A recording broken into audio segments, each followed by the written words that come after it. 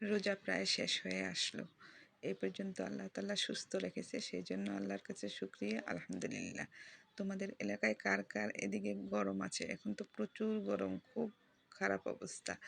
আর এই গরমে যদি আমরা ভাজা পোড়া খাই তাহলে আরও বেশি সমস্যা হয়। সেজন্য তোমাদের জন্য একটা হেলদি এবং স্বাস্থ্যকর রেসিপি নিয়ে আসলাম।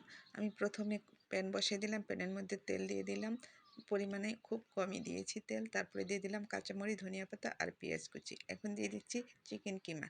এই কিমাটা আমি সিদ্ধ করে কাঁটা চামচ দিয়ে চিড়ে নিয়েছি। এখন দিয়ে দিলাম পরিমাণ মতো লবণ, দিয়ে দিলাম 1 চা চামচ আদা পেস্ট, রসুন পেস্ট, দিয়ে দিলাম হচ্ছে কাবাব মশলা 1 চা চামচ, দিয়ে ভালো করে একদম নেড়ে চেড়ে এখন দিয়ে দিব এটা হচ্ছে কলা, কাঁচা কলা। এটাকে আমি সিদ্ধ করে ম্যাশ করে রেখেছি।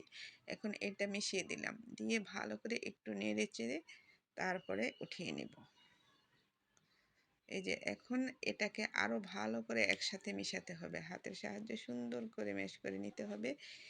নিয়ে তারপরে এটাকে হাতের মধ্যে একটু ঘি মাখিয়ে সুন্দর করে কাবাবের শেপ করতে হবে। আমরা যেরকম শামি কাবাব বানাই, চিকেন দিয়ে কাবাব বানাই, ওই রকম কাবাবের মতো আকার করতে হবে। এই তো এভাবে আমি সবগুলো চপ বানিয়ে নিলাম। এখন আমি হচ্ছে একটা ডিম ভেঙে নিতেছি। ডিম ভেঙে এটাকে ভালো করে একটু ভেঙে নিতে হবে।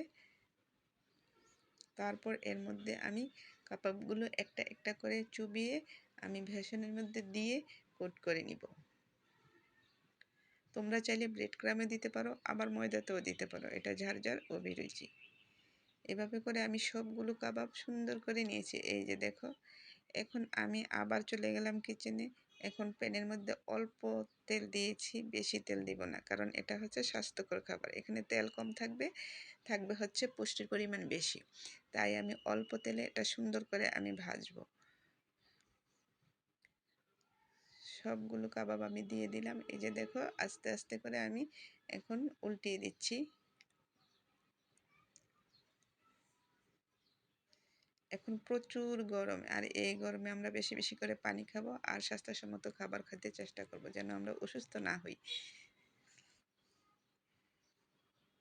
আমার কাবাবগুলো প্রায়ই হয়ে আসলো, গোল্ডেন কালার হবে আস্তে আস্তে, তখন আমরা এগুলো উঠিয়ে নিব। আমার এই ভিডিওটা যদি তোমাদের ভালো লাগে তাহলে তোমরা একটু শেয়ার করে দিও, আর যারা ইউটিউবে দেখছো তারা একটু সাবস্ক্রাইব করিও। সবসময় পাশে থেকো, সুস্থ থেকো। আজকে বিদায় নিব। আল্লাহ হাফিজ।